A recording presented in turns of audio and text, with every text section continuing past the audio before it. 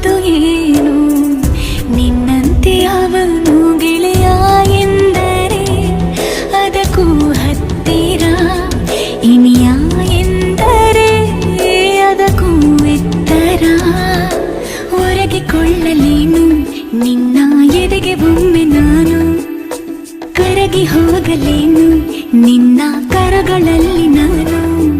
ಯುಗದಾಚೆಗೂ ಜಗದಾಚೆಗೂ ಜೊತೆಗೆ ಸಾಗುವೆ, ಕಡಲೆಲ್ಲವ ಅಲೆಸುತ್ತುವ ತರವೇ.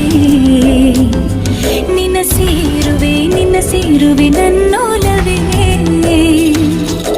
ಸಂಜು ಮತ್ತು ಗೀತ ಸೇರಬೇಕು ಅಂತ ಬರೆದಾಗಿದೆ ಇಂದು ಬ್ರಹ್ಮನು.